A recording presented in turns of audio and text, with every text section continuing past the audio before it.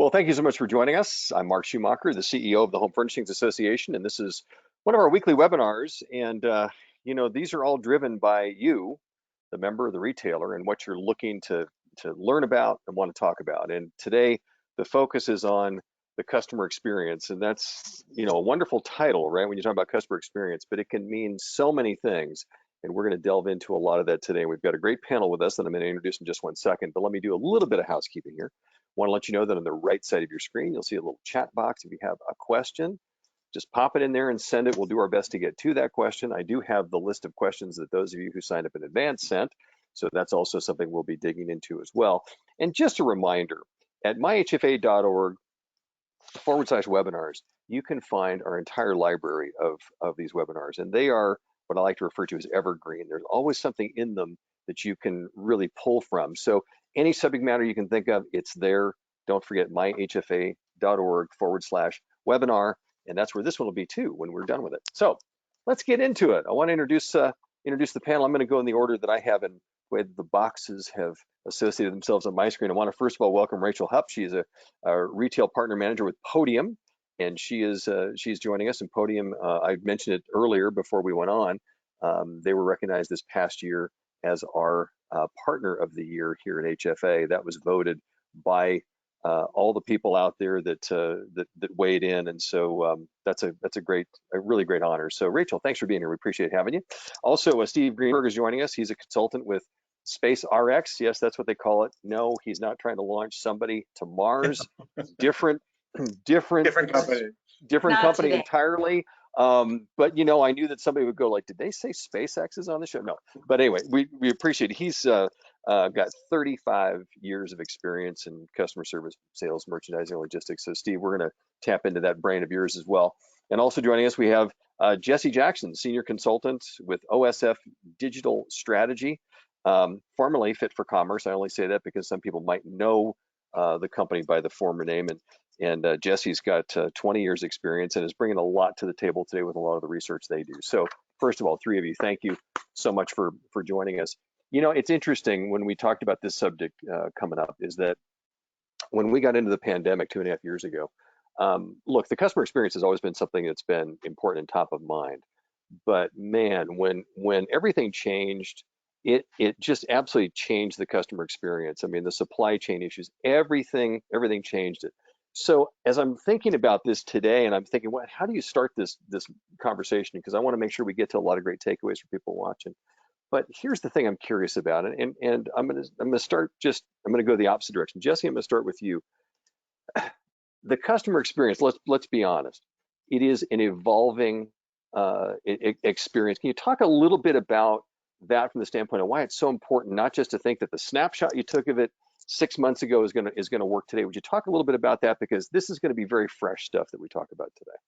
Yeah, and I could probably talk for a really long time about that, but I'll try to just start the conversation. So, I mean, the customer is always changing. Customer expectations are always changing, and the world is changing every day. We have so many things influencing customer experience, mobile. So now most shoppers are on their phones, and we all have to think about every day, how is that experience changing? How do we optimize for it?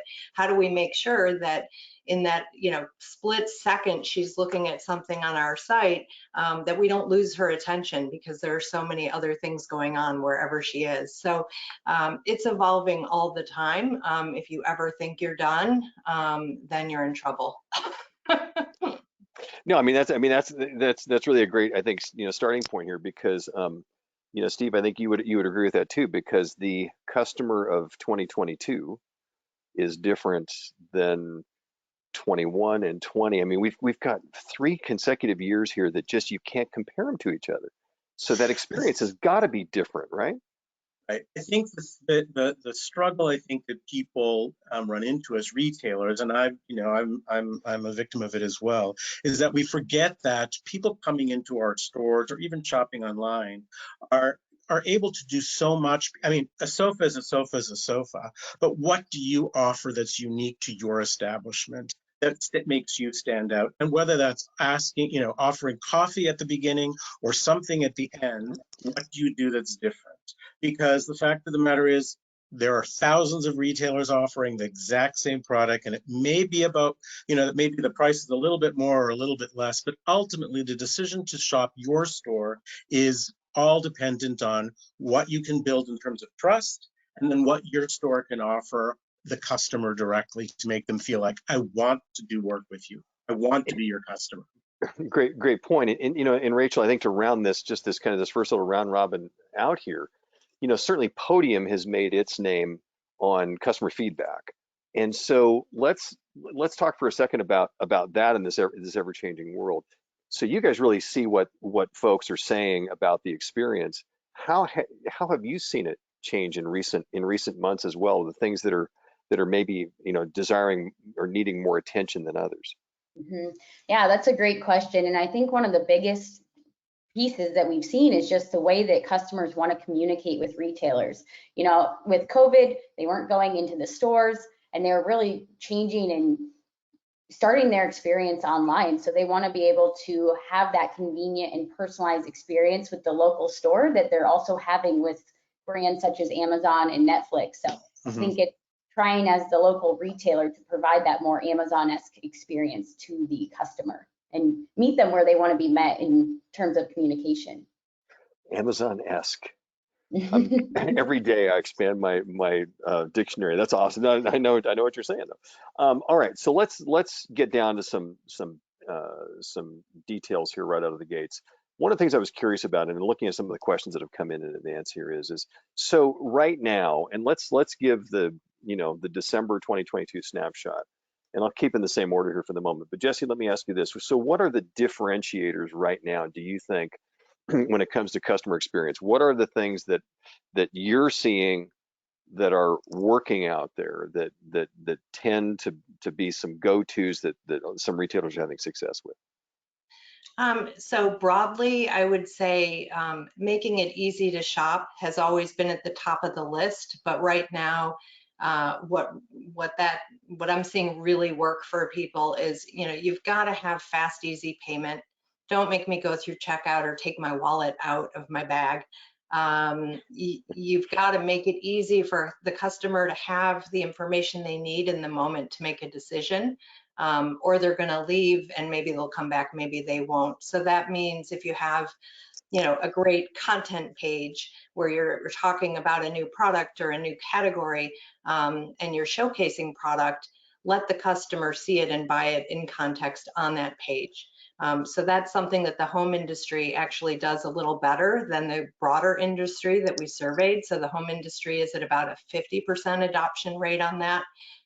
Whereas the greater industry was at only a 13%. So there's still opportunity there, but that's a big one. I find it really interesting that you started with fast, easy payments.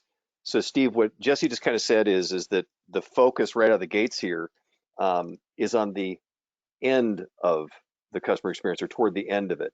Is that how a retailer should successfully deconstruct this? Is from the end going backwards, so as to make sure that sort of that exclamation point at the end of the sentence is there? I mean, that would also include, delivery. We'll get into that in a little bit too. But would you agree with that you need to focus on that part of it?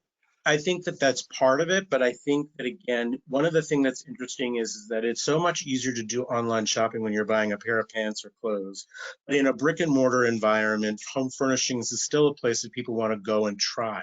They want to start the buying process of seek, choose, find, and buy the product. And once they get in there, they don't necessarily want to be bombarded by a salesperson. They want to be able to find what they need in the store just by looking at it and getting comfortable. It's kind of like moving into your new house, right? You're not quite comfortable that first night, but you just want a chance to, like, where am I sleeping and where am I showering and where am I eating? It's the same thing in the furniture store. It's overwhelming and it's a huge purchase. So it's like, what can you do in your store to ensure that a customer feels comfortable? And that means making sure that your price tags are complete so that they don't necessarily need to ask a coworker or a designer or a salesperson, like, well, how much is this? Where is it coming from? How long will it take me to get? Do these come in different sizes? If all that were on the price tag, you'd need to have less time from a salesperson. The customer itself would feel more comfortable as they go through your environment. And I think that's a very important factor that we're missing. And that also means from front door to back door. So does your front of your store look like it's inviting, or do you have a garbage can at the front of the store and it's messy around there? I mean, is lighting inviting you in? There's all of these attributes from a merchandising perspective that I see when I walk into stores, that it's like, okay, just these simple things that aren't even a huge investment could make a big difference between a customer feeling welcomed in the door. I just, I'd love to build on yeah, what jump, Steve. jump in, please. Thank you, thank you. I mean, just building on what Steve was saying, I mean, it's really the end-to-end experience for the shopper from the minute they walk in the door, as Steve was saying, to the moment they walk out and beyond, right? Like, so after they've received the product, they have a question, they have a problem, that whole end-to-end is what's going to determine, is that shopper going to come back and be loyal to your brand and care about you? Right. So I mean, I think every stage of that journey is so important. And, you know, I think what Stephen was alluding to, sorry, Steve, is that, you know, the customer, you know, she or he may not know what they want when they come to the store or the site. They may be researching, they may be learning, they may be overwhelmed. But what's important is that at every touch point, they feel welcome, that they have a good experience, and that, you know, people that work in the store or answer the phone or answer an online chat understand that they're ambassadors for your brand. They're as important to your brand strategy as your marketing is, because every experience has an impact.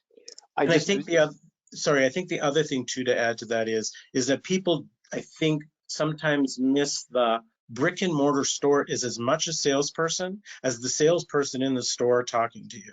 Like, are you using your building to facilitate starting the buying process and making them feel welcome and building your brand? And what are you offering that's different than your next door neighbor?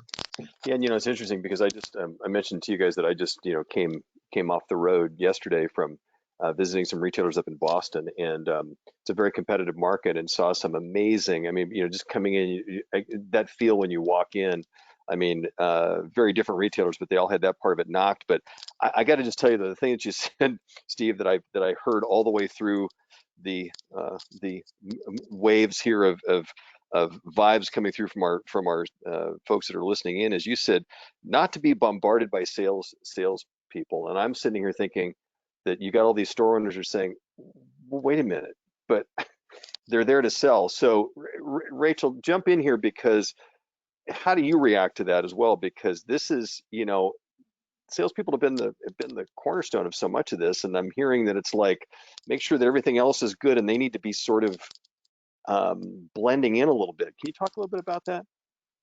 Yeah, I mean, I completely agree. If I'm going to go shop for furniture, I want to look around, peruse, maybe engage that sales associate when it's time. I actually myself was buying a new mattress about 3 weeks ago, and I think I had 8 different sales associates come up to me during that time, and we just felt like, oh my gosh, who are we pressured to work with? And we wish we could actually engage with one when we were ready to ask questions and move forward. So I completely agree with that. And going back to what you said, Jesse, about convenience on the payment solutions, actually, I had a thought on that. You know, for us shopping for a mattress, we actually wanted to go home and think about it. And then when it came time to pay, it just was so difficult. The sales rep wasn't in, they weren't at the store that day. We had to kind of jump through a lot of hoops so that we could give them our money, and thinking about how can we provide customers an easy way so, you know, they can think about this, engage us,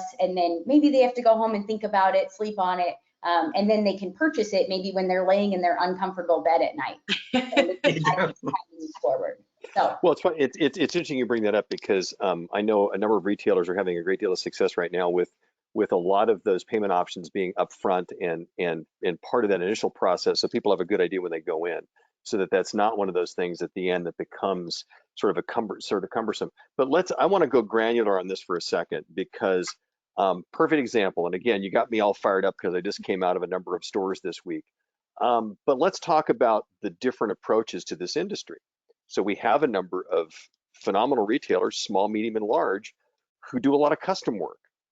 Now, custom work is high touch sales or design consultants. So Jesse, I'll let you start on this one. So in that instance, you know, is there a fine line that you have to talk about, or that you want to mention to retailers that have that kind of a high touch sort of a sales environment?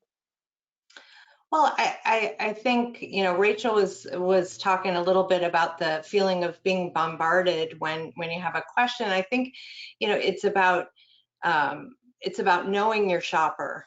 And, you know, I've heard of some environments, I can't think of a brand name at the moment, but some environments where there's actually, you know, in a store that sells small things, a cart you can pick up that says, yes, I want to be helped. No, I don't. And I love that idea, because some people really just, you know, I'm looking now, I'll engage you when I'm ready. Other people want to be helped from the beginning. So I think the challenge is trying to get an understanding of the vibe you're getting off each customer. Now, I know it's a big store example, but I can tell you real-time examples. So Jordan's, which is a chain up in the Boston area, in their large stores actually have, this sounds so old school, but they talked about how important it is. Every so often in that store is a button you can press that says, I need help. I love that. And then they immediately bring somebody, they know where that button is, and they bring somebody there. But to your point, it's giving the customer the choice of saying, now I need to talk to somebody. Steve, I know you wanted to chime in on this as well, as far as this custom piece and these more high touch retail environment. I think the issue is that every customer is different. Part of the job of the salesperson is to be able to read and understand that client, but you need the time to do that. And most customers, if they don't know your store, as I said, I think like everything else, and I've seen this happen time and time again, is that if a new customer walks into your store, they're just like, well, where am I and what am I seeing and what am I doing? And oftentimes when we see a landscape or a you know, just a flat surface of furniture, they don't even know where to look, because nothing is stopping their eye, because we haven't changed the merchandising of anything to say, there's the sofa section, or there's a well-priced item, or whatever it is. When you're talking about custom, you need time to be able to sell that. But imagine if the customer was able to walk through your store comfortably, they knew that people were there, and then said, I actually have questions now. Versus at the front end, when a customer walks in, is like, can I help you? No, I'm just looking. And then at the next desk, somebody says, can I help you? No, I'm just looking. At some point, you're going to just say, okay, this is just too much, and this isn't the store for me. You haven't created a relationship at all if you started to bombard them with, can I help you? Can I help you? Can I help you? But it's more about giving them the opportunity to start to understand, is this store for me? Does it suit my taste? And then imagine getting someone to come up, can I help you? Yes, I'm looking at this. What can you help me with? Rachel, I see you nodding. Go for it. No, I was just thinking back to how helpful that would have been to just be able to go engage with the sales associate when we were ready. My partner actually went as far to saying, hey, they must be commissioned. So it was just very obvious to us that, hey, you know, they're looking to earn our business because something's on the line for them, and we just are overwhelmed and we need to go home. So. And I think the most important thing that retailers want to do is to build their brand and gain customer retention. You want that one customer to keep coming back as often as they can or need to, or send their friends. You don't want to keep looking for new clients. It costs more money to look for a new client than it does to have an old client come back. And yeah, I think that should be our goal. 100%. I mean, you know, keeping a client is much less expensive, and, you know, sure, much more conducive to lifetime value and building that long-term relationship. But I think we also just want to add, you know, to that custom conversation, this is a situation too where digital in the store experience could be really helpful.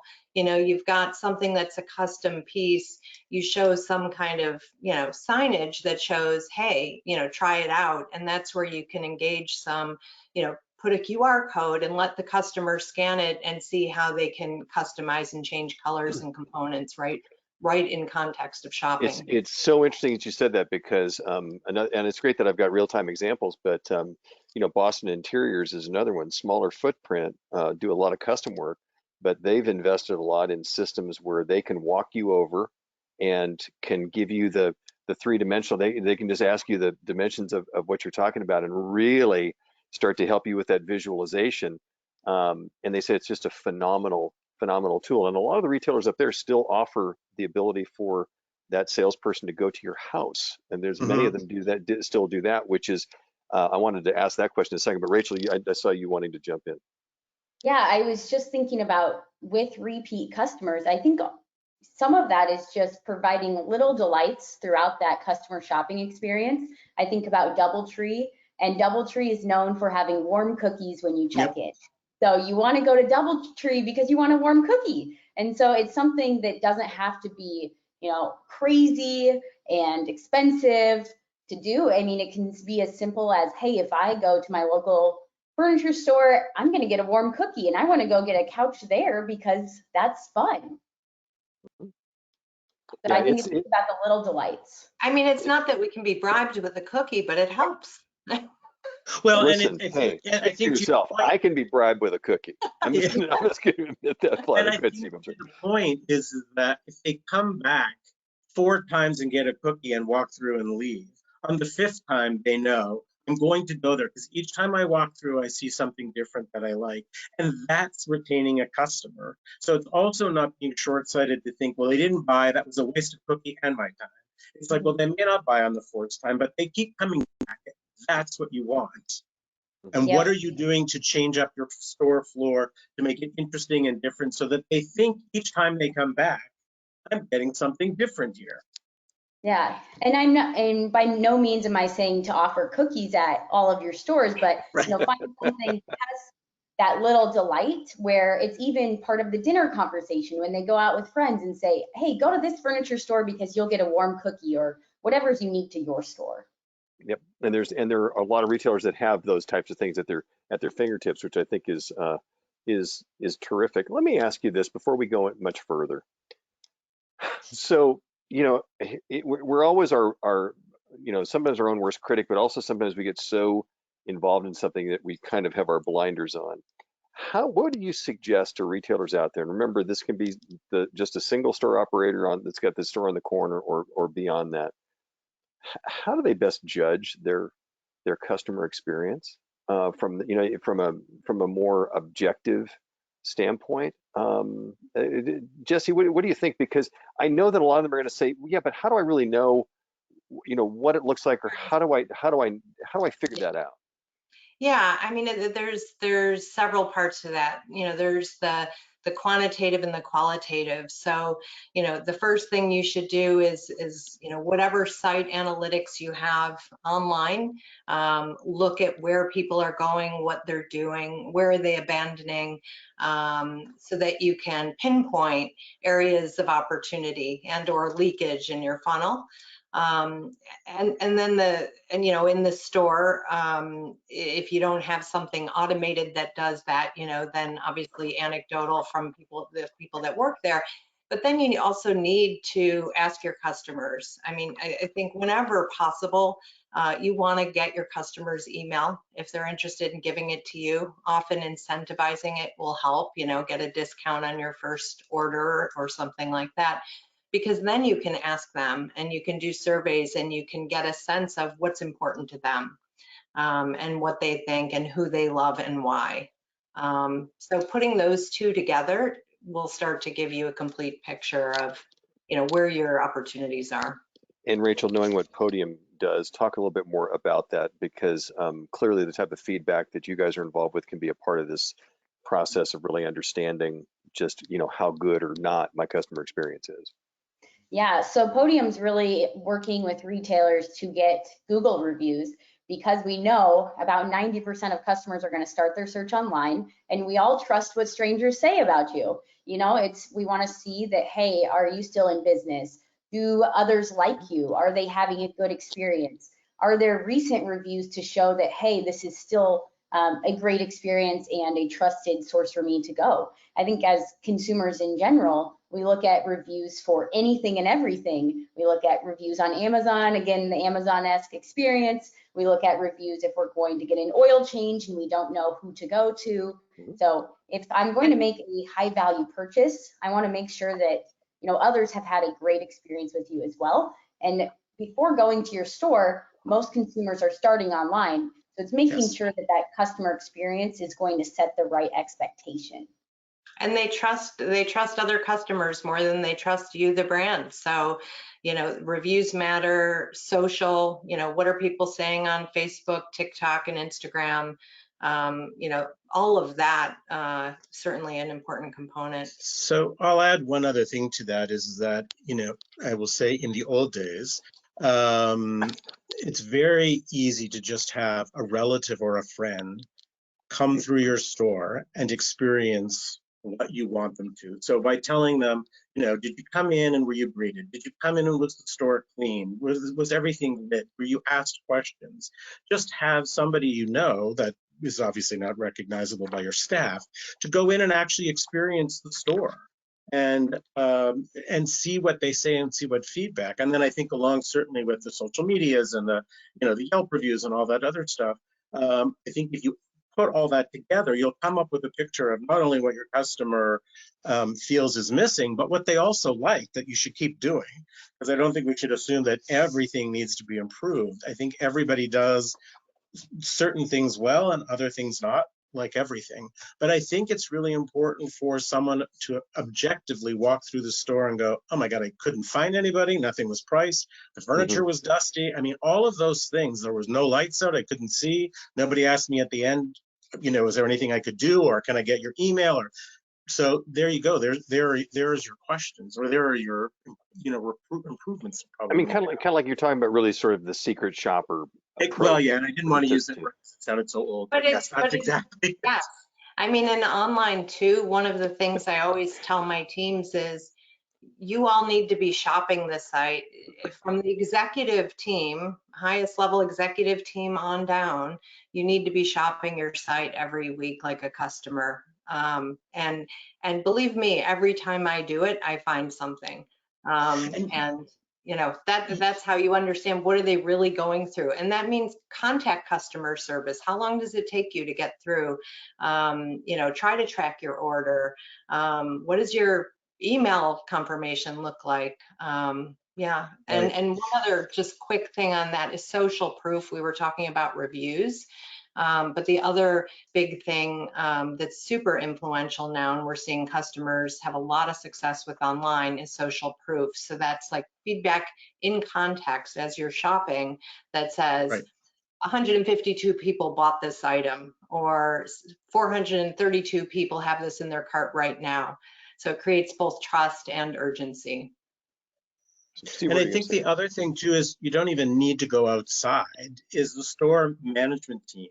Instead of holding a rally meeting in one spot, walk the store with your team and ask them to look at things and say, so are we ready to open up our doors and greet our customers today?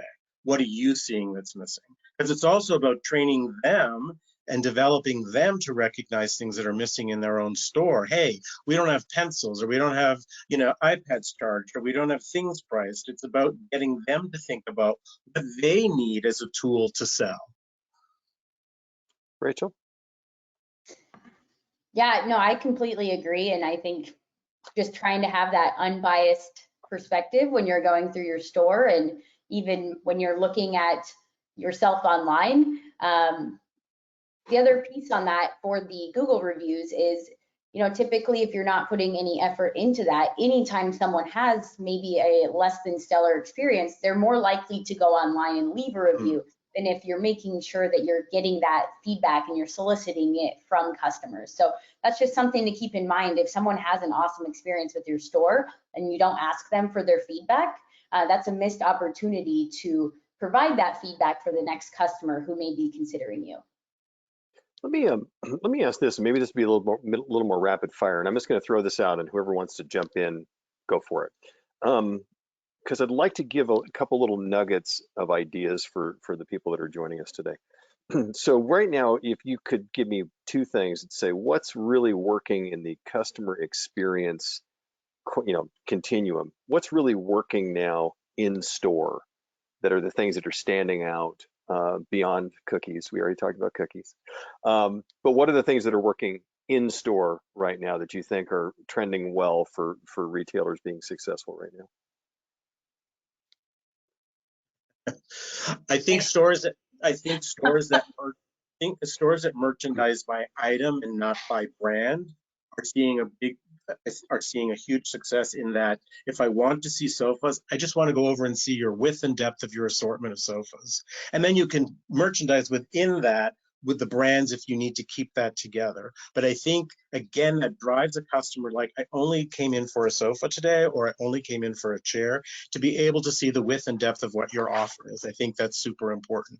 And I think the other thing too that's worked really well is customer stores that have started to integrate small items within it. So if it's a sofa, then next to it is a bin of throws or cushions, so that you're actually making a sale that day of something that offers inspiration to them. And then that's a reason for them to come back, because every time they come back, there's a different item that they can pick up. It's all about driving your traffic back to your store by the same customer, even though they may not buying the ticket item for 6 to 8 months. But you get that add-on too. You get that, exactly. Mm-hmm. So Jesse, what else is working in store right now? So the other thing that's really omni that's as important as it ever was is, you know, easy pickup and delivery. So you know, the ability to shop online. I think Rachel mentioned earlier that most shoppers actually look online before they go in store, especially for this kind of purchase. You know, they may want to buy online and pick up in store. Or have curbside delivery and have that be an easy experience. So I think that's a big one, and retailers that do that well are succeeding. Okay, Rachel, what about you as far as the in-store kind of those things that are really popping right now? Yeah, I would just say providing a great experience. Maybe you're in store and the customer doesn't necessarily want to come in store. So being able to provide them the communication option that is most convenient for them, whether that's text, whether that's email, phone call. Oftentimes, you know, it has this phone call loop where everyone's playing phone tag. You don't necessarily have the record. So I would say just explore and look at the communication options that you have available, and are you communicating with customers in what is going to be most convenient and easy for them if they should not want to come in store. Yeah, I've been preaching that for years, that we need to always communicate the way that the customer prefers it, not the way we prefer it. And I think that's what I hear you saying there. Okay, so what's working online right now, Jesse? What are some of the one or two things that you really feel are super successful right now in that customer experience? Yeah, so I mentioned social proof. That's a big one. We're seeing work for a lot of our retailers now. You know, easy mobile experiences. And then the really big win is around personalization. You know, recognizing your best customers, tailoring messages to segments of customers so that when you receive something, people are so bombarded with email and messaging, but if, you know, making it, you know, delivering relevancy so that, you know, you're sending me something I actually care about, you're a lot more likely to get a response. So that's a huge, bigger than ever.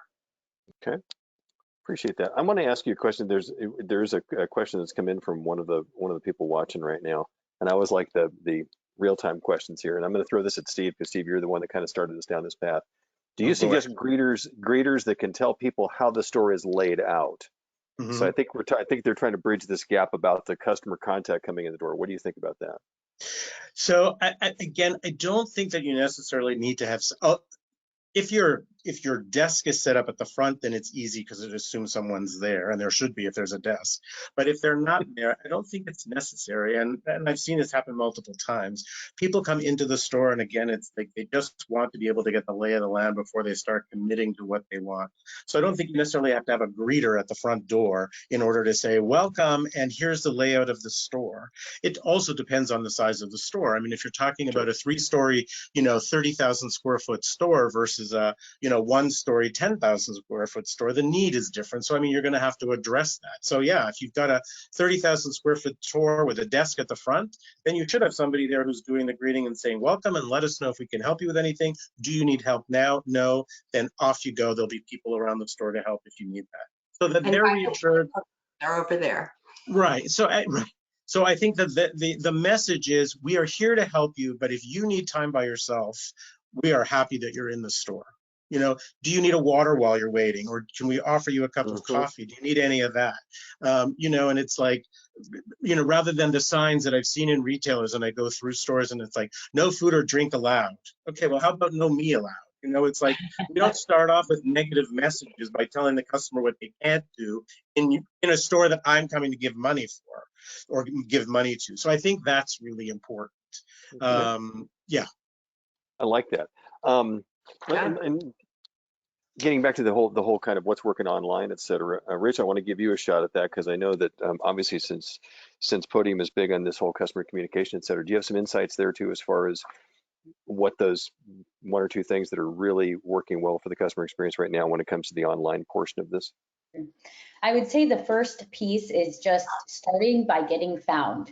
If you aren't able to be found on Google search, if your listing isn't showing up, you're just not going to have a chance to give that customer experience. So making sure that your Google listing is how you'd like it to be, that it looks very neat and nice, and that someone would want to do business with you. Now, once they click on your listing and they're on your website, you know, it's having to pick up the phone and make a phone call creates friction for a lot of customers. So having some sort of other option, whether that's a web chat, and it doesn't necessarily have to be a live web chat or a contact form or something to give them another option that doesn't include picking up the phone, calling, and potentially waiting for 5 to 10 minutes. So I do anything to avoid having to call. I mean, that's just punishment for me.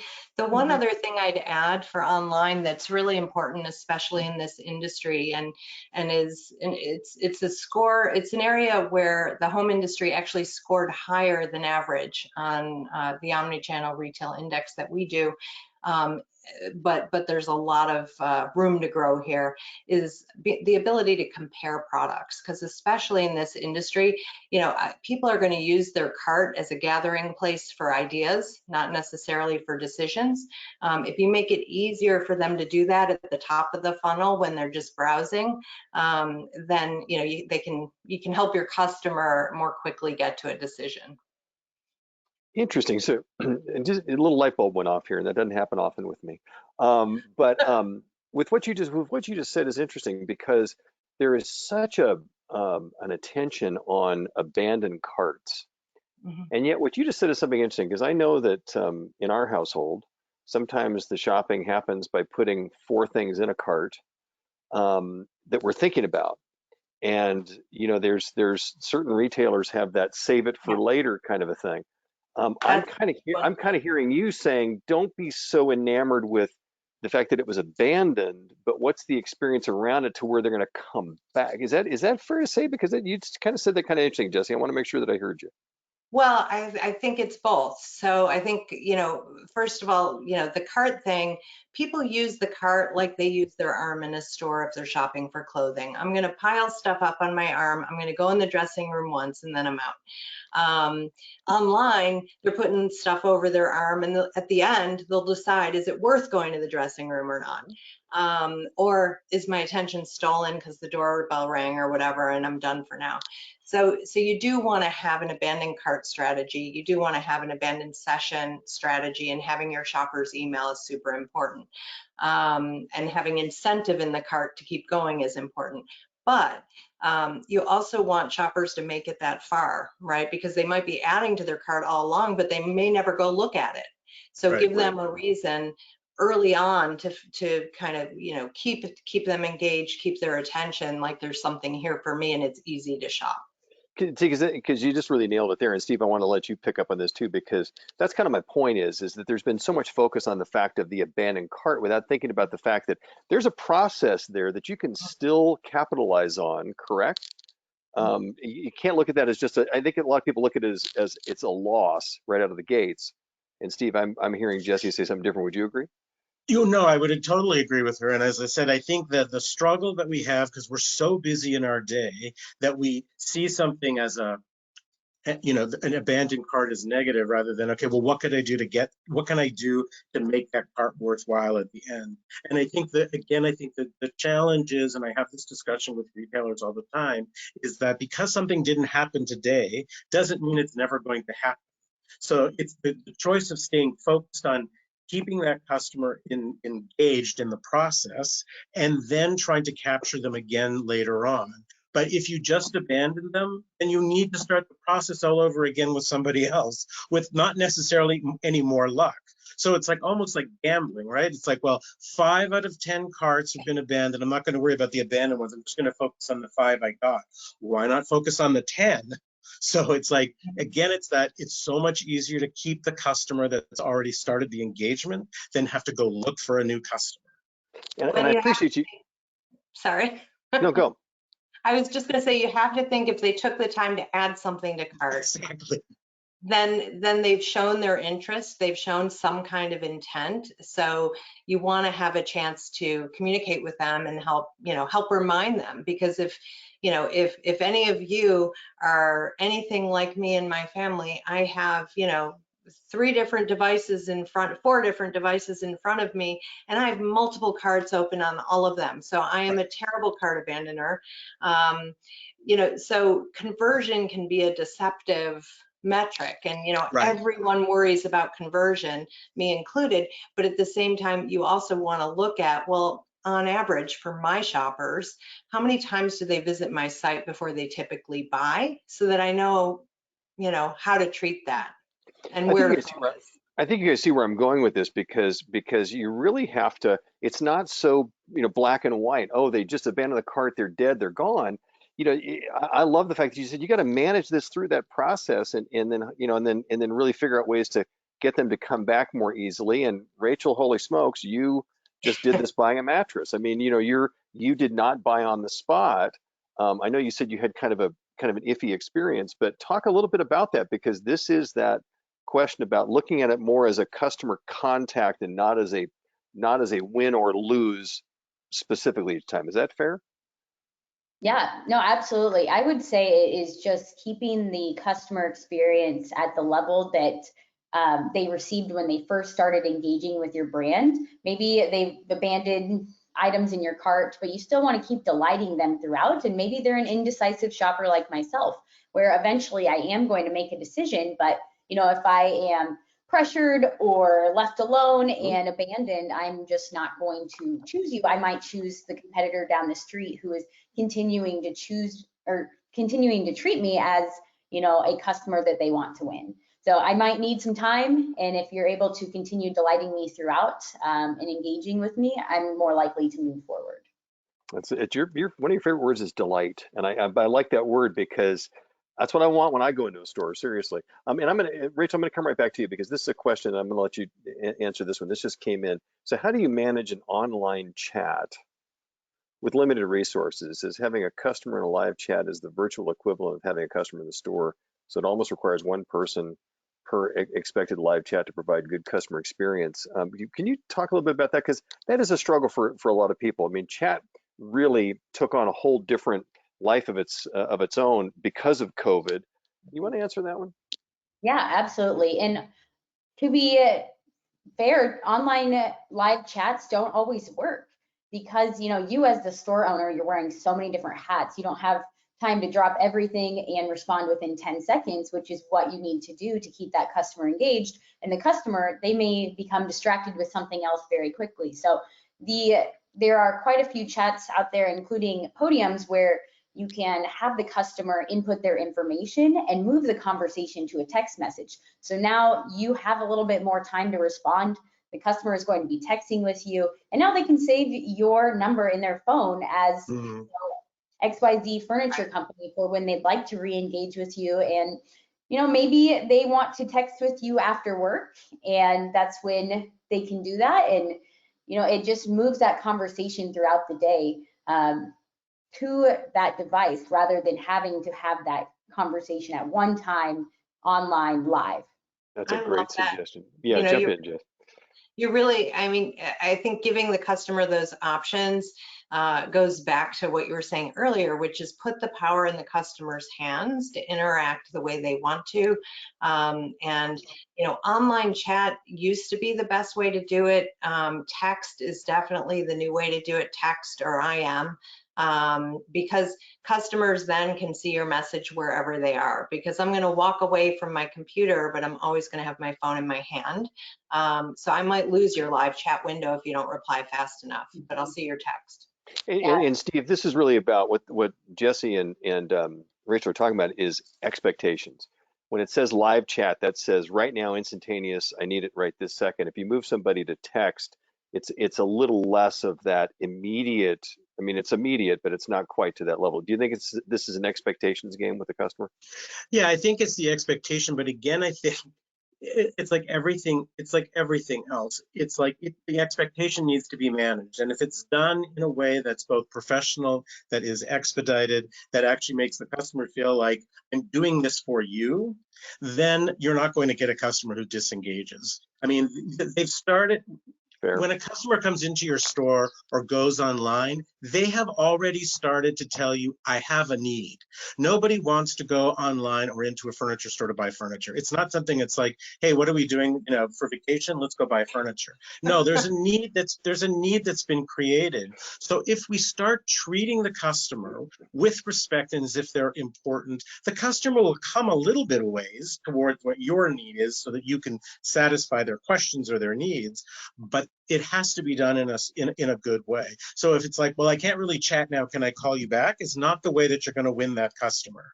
But if you say, this is so much easier for you if I can text you, then we can continue this online, make it about them.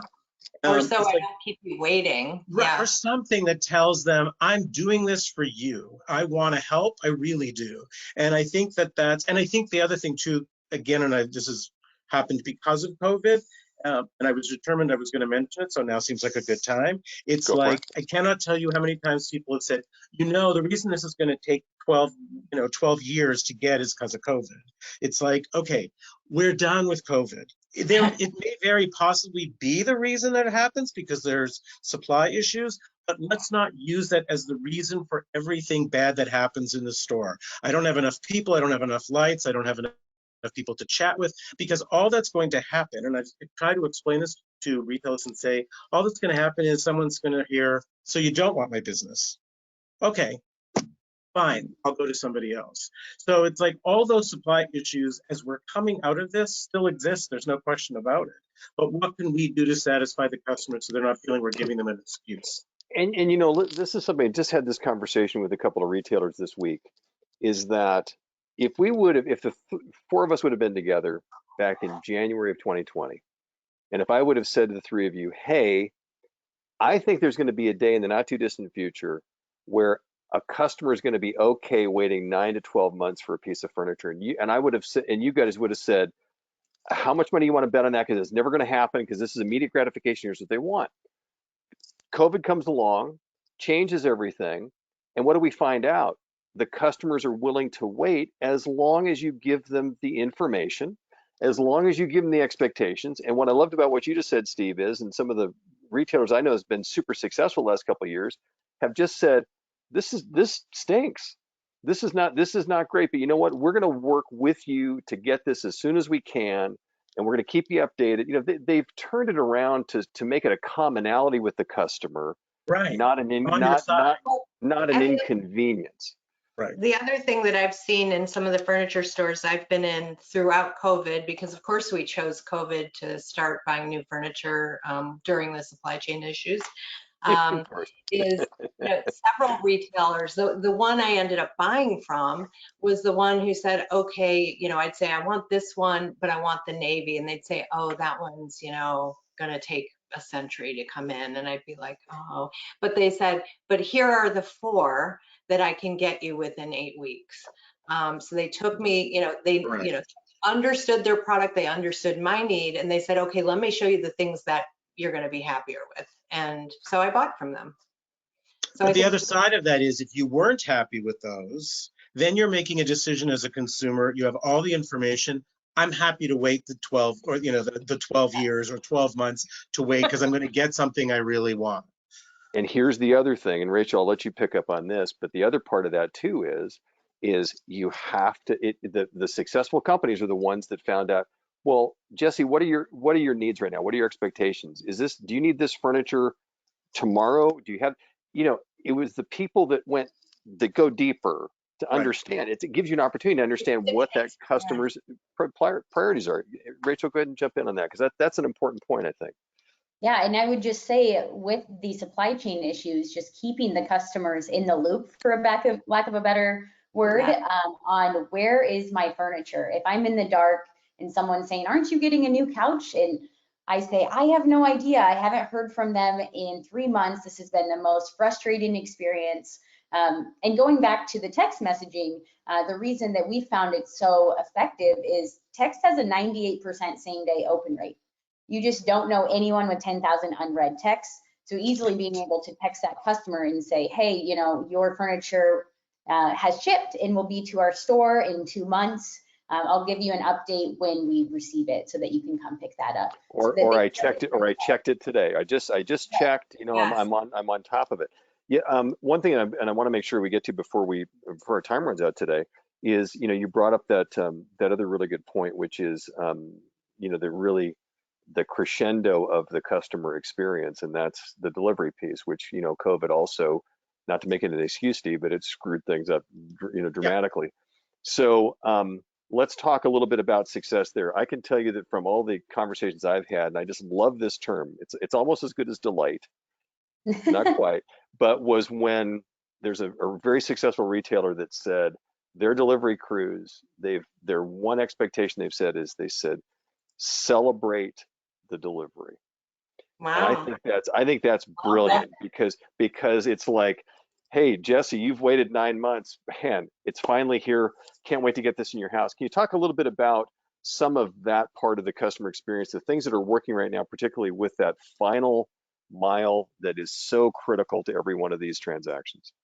That last mile is so important, and I think, you know, what we've all just been talking about, that, you know, what's the customer journey from the time they've made a decision until the time they receive the product. And the retailers that are doing really well here, creating, you know, a lifelong customer, are the ones that are, you know, transparent through that process, communicating through that process, you know, and creating that journey for the customers. So it's like, okay, it's shipped. It's like, okay, here's where you're, you know, a lot of retailers use Narvar or services like that, so that, you know, Narvar will proactively text the customer before they text you to say, your delivery is in the area, it's expected in 59 minutes, and it's, you know, creates all this anticipation, so that you don't have to go online and find the tracking link and all that stuff. So those are kind of delight moments that I think just add to an overall good experience for the customer. Yeah, and I'll say something that just came to mind was with Amazon. They will send you an email saying your delivery is 10 stops away. So you're getting excited. Maybe you're going to run to the front door in 30 minutes. It's that same thing where, hey, we're getting excited. We're celebrating that my delivery is finally almost here, and I've been waiting, you know, maybe 48 hours with Amazon, but however long I've been waiting for this purchase. So I'm excited it's here. And you're talking about big stuff, though. It makes that excitement and celebration 100 times if it's my Amazon delivery versus getting that sectional that I've waited for. I mean, so the opportunity to just absolutely make this special is critical. Steve, I don't want to leave that subject without letting you weigh in. No, and I think the other thing too is again, the people who are delivering our stuff are just as important as people who are selling it, and the people who are manufacturing it, and the owner of the store. All of us have a role in making sure that that customer experience is something above and beyond. So if you've waited 8 or 9 months, or you've waited 9 days, it should be the same experience. And that means that the delivery person should show up at the door and go, "Hi, and I've got your furniture here, and you know, are you having a good day?" And taking off your shoes or your boots or whatever you need. You know, I had one story which I'll tell very quickly is that my lake house is in a very remote area. I'm on a private road that's off a private road, and it's treed in, and they could not get the truck down the first private road. But I remember my housekeeper called me and said, "I don't think this is going to work. They got to drag a sectional literally a half a mile." So I said, "Well, we'll figure something out." I wasn't here. I was back in Chicago. These guys were like, "No, we are going to pull this. We're going to get the truck as far in as possible, and then we're going to take our dollies and we're going to drag it to your house." And they literally had an entire sectional, half a mile down the road, on a dirt road, to my house, installed and delivered, and I thought, there's a company that I will continue to do That's business with. incredible. Just gonna say, customer for life right there, right? Yes. That I mean, sounds like a that's going beyond, above and beyond. Sounds like a Right, delight. it wasn't like, well, we're not delivering this and we're dumping it at the corner, or we're taking it back to the store and you go figure out how to do this. I mean, these guys were just like, no, we're going to make this happen. I swear, if I Google delight.com and if Rachel's face pulls up and I see her Right. becoming this multi-billionaire because of this new thing, I'm going to realize it was born here. One last quick one. We have a couple of minutes here. I just want to ask this real quickly, and we'll go around. And Jesse, I'll start with you because this question also came in. This customer experience, and what are some of the best ways to deal with difficult customers? I mean, you have to take the good and the bad here. Any thoughts about that? Because that's something that everybody struggles with too.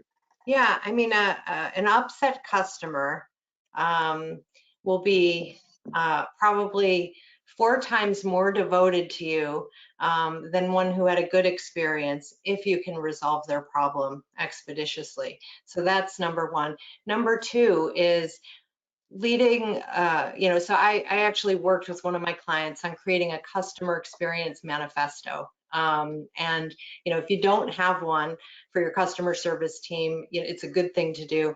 How do you want your customers to feel is what it led with. And it's really, whoever you are, whatever your brand is, leading with empathy, leading with genuineness. So that you're not reading out of a, when someone's upset, there is nothing that inflames that more than reading a rule out of a book or out of a playbook, right? You've got to acknowledge how they're feeling. They're going to rant, let them, and just say, I'm here to help. If they feel that you're really there to help and you care about their problem, you're going to take, it's going to take that anger down a notch and then try to get to, well, what can I do for this customer?